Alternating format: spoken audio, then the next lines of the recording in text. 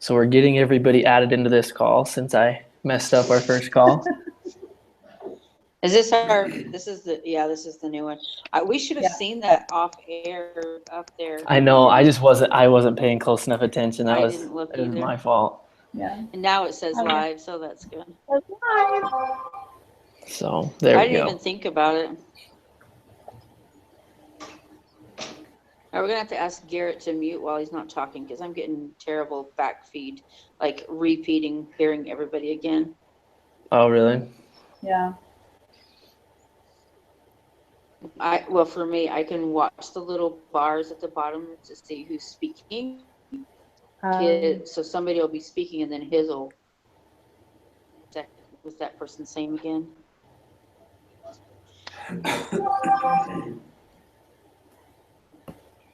So while we're waiting for everyone to another add, invite to everyone. Explain to Brother Sands that we have discussed that the major issues were communication with NASA, that the organizational structure needs worked on. And accountability. Yeah, and accountability. Garrett's asking for another. Yeah, Garrett's asking for another invite. I don't know if you saw. Oh, yeah, okay. Garrett and Sia and I were in a different room for some reason. Oh, there's Garrett. There we go. Now we need Sia.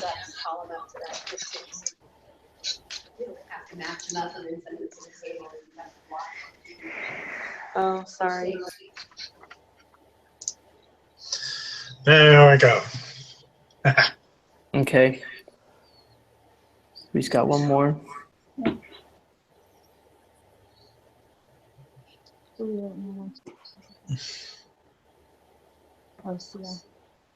You may have to send her another invite. Yeah, I'm sending her one right now.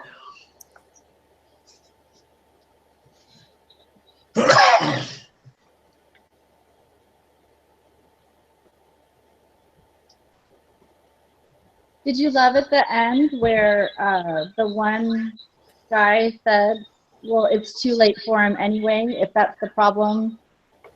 Oh, I want to get about it. He's on anyway. So why try? I want to slap the guy in the face. Yeah. Oh, yeah. Because, well, go ahead. And my husband's a fireman, and I remember in the academy at one point, one of the people on his crew was just a teeny tiny little girl. And my husband's a big guy, tall, big, broad shoulders, and they had to do these drills where they would carry them out down this ladder. I remember thinking, there is no way. What would she have done? Looked at him and been like, sorry, too late for you, you know, and just left. So I can't even imagine someone saying that. That's always been my worst fear. So I read that and I just about had a smell. No way. But I do believe that the astronaut were trained to maybe fix these little type of problems if it does occur. So, because I remember in the case study that it was saying that they giving them a warning about it, but they shouldn't really worry about it. Austin, can you resend the link to Sia again? I sent it once, but I'll try again. Okay.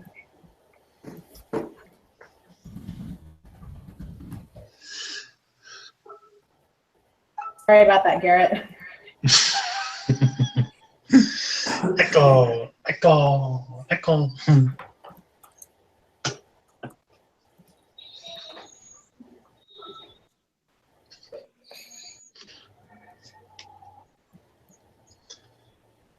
Yes, I can't chat. I'm left out of the chat. Oh. It only comes up if you have Hangouts open on your too. Yeah, I in the videos as a TA, I can't see the chat. No. So let's see. Let me turn it around. I'm sitting on the floor in the hall.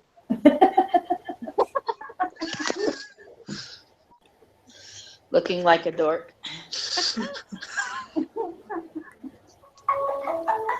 I'll be the entertainment until Sia gets here. I need to turn around.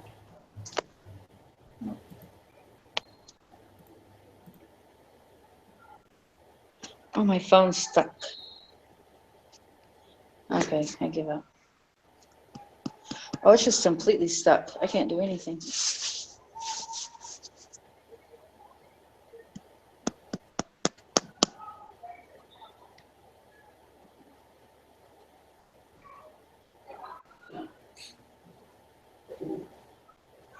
She started her own.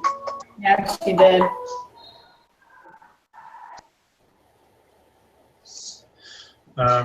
So we keep on going with the discussing while we wait What do for I her? do?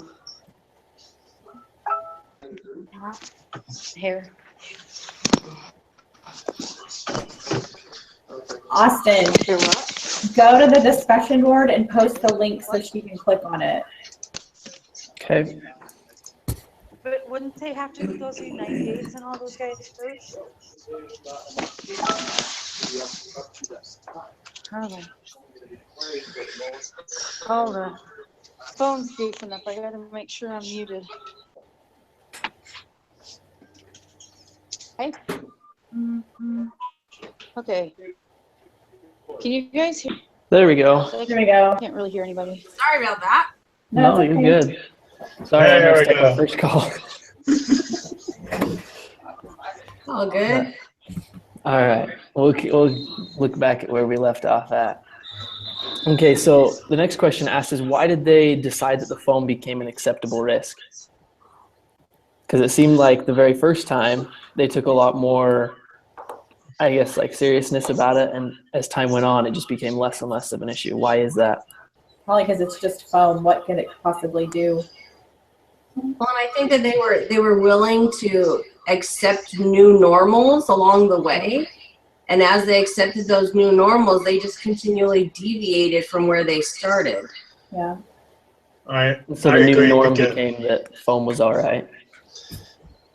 Yeah, Well, because people coming this. home safe. They were coming home safe, and so if it was not a big deal, whatever.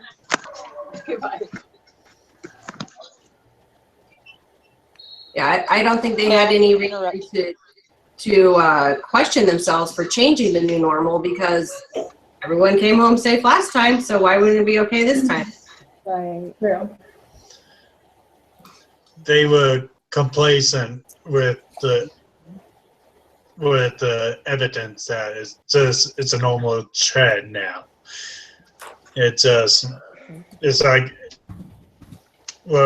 Sia said before, it became little things that they have no control of, but it never harmed anyone before at all. Yeah. Yeah. And the next question is just, it says, so what's the root of the situation here, which is basically what we talked about. It's just the neglect. They saw this reoccurring problem and no one ever did anything about it. Well, it makes me think in a spiritual sense, you know, when we do things, like what are we okay with giving up? You know, obviously we're not going to be perfect, and obviously they weren't going to have a perfect lift off and flight and all that. But why was it acceptable to have something malfunctioning go wrong? And so, like, you know how we'll get done with things and we assess of the, you know, everybody give their feedback, like the 360 things and that. What can we do better? What can we do better? I think it's still important to address those, even though it wasn't catastrophic, like you said with the 1 degree. Yeah. It's still important. That's a really good point. Yeah. I think My son's just actually something to go along with that. When I several years ago, my husband and I moved to Italy, and we had no American television, and we'd been watching, you know, it was like in the early 2000s, and Friends was a big, you know, hit series, and we'd watched it all the time. And we moved to Italy and we didn't have television for like 3 years. And when we came back, you know, we just picked up where we left off and we started watching TV again. And And I was shocked. And people would call me a prude. Oh, you're just being a prude. But they hadn't gone from that, they'd gently gone down that road of, that 1% little bit here and there, and it wasn't a big deal. When I came back into it fresh, it was shocking. And I think the same thing, for NASA. I think that's how Satan gets to us, is that he just kind of wears us down and just gives us a little tiny bit at a time. And we rationalize it and say it's okay. And Yeah, and it's interesting when you completely separate yourself from it, how Yeah. much it changes your perspective. yeah, Because because we're I reading this and we're like, what are you doing? It says protocol, but they were right in the middle of it. It wasn't a big deal. Well, it's kind of the same thing. I served a mission in India, and so there's a lot of Muslims, there's a lot of like modesty is a very big deal to them. Mm-hmm. And I came back to the U.S. and I remember talking to my mom, and I was like, I can't believe how girls dress here. Like that is just I cannot believe this. But it's the same concept. Over time, it's what you become accustomed to, and you just Right. say, oh well, that's fine. It's not a big deal. You get desensitized to it. Yeah. Mm-hmm. Yeah, like I'm just looking at people nowadays, especially elementary kids and high school kids, where communicating with each other is only through phones now, mainly than talking to face. It's like I'm kind of surprised how much people will not communicate anymore through face. Mm-hmm. It's almost like they need like another different way to communicate the true feeling or whatever instead of doing face. Yeah. So in the case, where did you guys see the very first, I guess, like issue begin with communication? What was the first instance that it was portrayed? I think it was portrayed when they need the DAT group get together. I think that where it really started because there was no leader leading them. And also the next part was when trying to even get communication to other people. The only way they found it is through other party members of their own division that are close to the other workers. Do you mean in as a whole, like in the space program, or do you mean just with the Columbia mission, Austin? When you were saying Probably just the Columbia mission. Oh, okay. Because I was going to say back at Challenger with the O-ring, but but yeah, okay. Yeah. Well, I think, I don't know, and it's specifically with the mission, but I think the example from the O-rings, there's another Harvard case that talks about specifically that whole incident with Morton Thykon, how he told them, hey, I can't guarantee anything, and they went through with it anyway. Even though he couldn't promise that the O-rings were going to work or that they wouldn't fault. And I think that level of, I mean, I guess you can use the word neglect again, just being willing to take that much of a risk is a pretty bad indicator. I don't know how they live with themselves. That's insane. So part of my solution, solution is that I talked about groupthink and the phenomenon that groupthink is, and how you have all of these brilliant people, and yet because of different social factors, people aren't willing to buck the trend and go against the leader, whether it's for, a future promotion that they have in mind, or, like Linda Ham, her agenda was that she was going to be leading the next launch. And so everything that she did on this one was with that in mind, rather than focusing on this. And so part of the information that I found about groupthink is that, and I think Sia has done a really good job in doing this, is that you kind of, when you have a group situation, you need to appoint somebody to be the devil's advocate and to bring up, that's their job, is to, okay, yeah, this is what the group is talking about, but let's turn it on its head and look at it in a different way, and have that, actually be their role to bring in different ideas and make it a situation where people aren't afraid to, like the Morton Thiokol guy with the O-rings, Right. where he's not afraid to say, look, I'm standing up and I'm saying, absolutely don't do this. You know, I'll be the fall guy for this. But in the groupthink situations, it just, people don't want to do that. And so they tend to They don't want to be the one that takes go with the flow. blame. Yeah. Yeah. And that was very much the case here in Columbia, that people just didn't want to buck, you know, what the leader was saying. And so they all kind of were like, okay, well, yeah, you know, in the past it's been fine and it hasn't been a problem. And rather than using critical thinking, you know, to say, well, yes, in the past it hasn't, but what's different? Is there something different about this case? And let's at least talk about it rather than just shove it under the rug. My husband had said it's kind of like when someone drives home drunk every night from the bar and knows that they're halfway home, but they get home every night, so it's just perfectly fine, you know. But then there's that one time it just doesn't go right, and they hit somebody and they kill them. And I was like, that's a really good, yeah. Anyway, Analogy. analogy. Yeah, it is. That's the word I was looking for. Also, I think another good lesson out of this is Culture at NASA. We've talked a lot about what we are. Do we think there's any strengths to it? Say it one more time, Austin. you were breaking up, At Austin. NASA. Uh-oh. Where am I better? Can you hear me? You were blitzing. You're glitching. Still, am I glitching? No. Nope. Try it again. Okay. The next question says, how would we characterize the culture at NASA?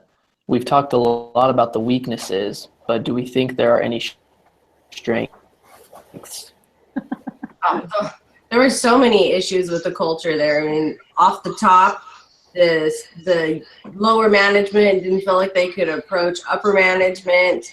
Upper management didn't want to hear what they had to say in the first place. There was the issues of superiority. You know, I know the best because I'm the manager and you're not. So there was lots of issues with culture. I think Yeah. the only strength-wise, the only thing I can think of is that they outsourced to Boeing and who was the other one? Boeing and someone else. Lockheed. Lockheed, that's it. So by having those engineers, those private engineers come in from another company, those were the ones willing to speak up, weren't they? And so to me, that strength there was that they outsourced something to bring somebody else in who had no political, I mean, other than the political ties of the company, obviously, but they were, that to me would be a strength. Also, It was I a would, strength that they didn't really feel like, though. What's that? It's when they just kind of ignored. But yeah, I think Well, that is a they strength to ignored have that independence. I think that there was some people in the group that was trying to really push this forward and all that. Trying to find the solution and all that.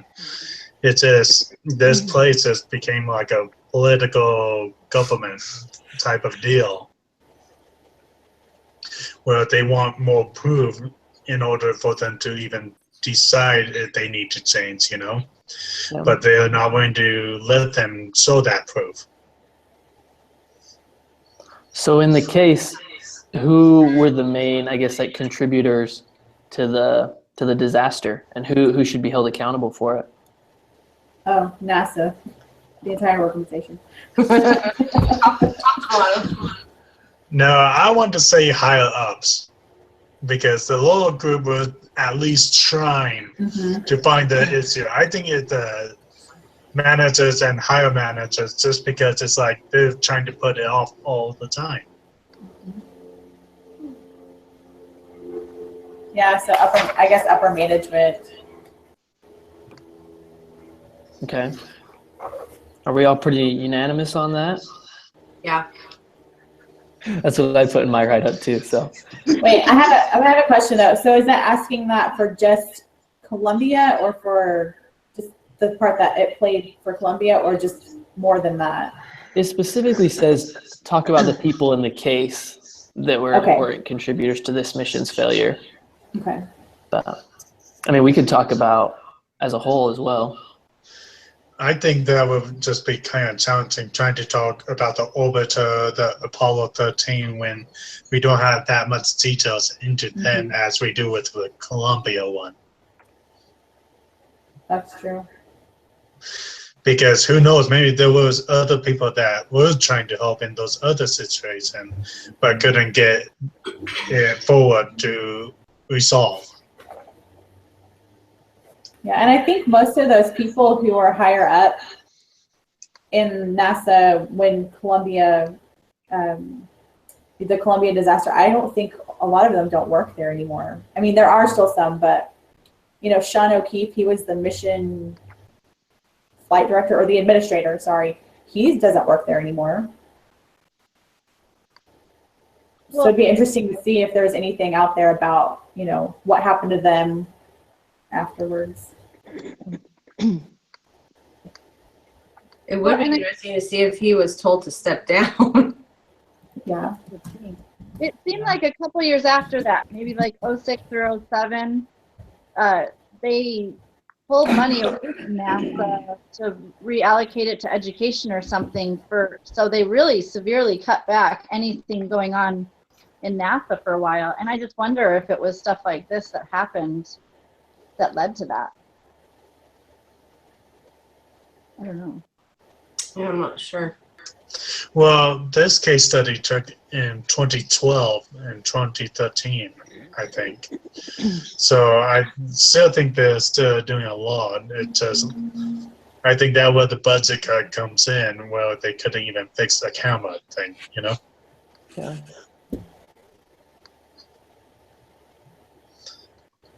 Yeah.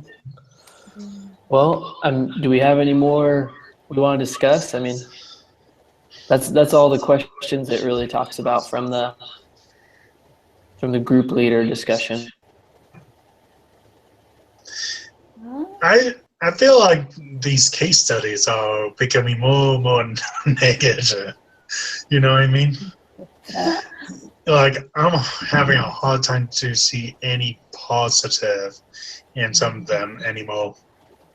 I think they're meant for us to see the bad side of what can happen in an organization if it doesn't line up with, you know, those good core values.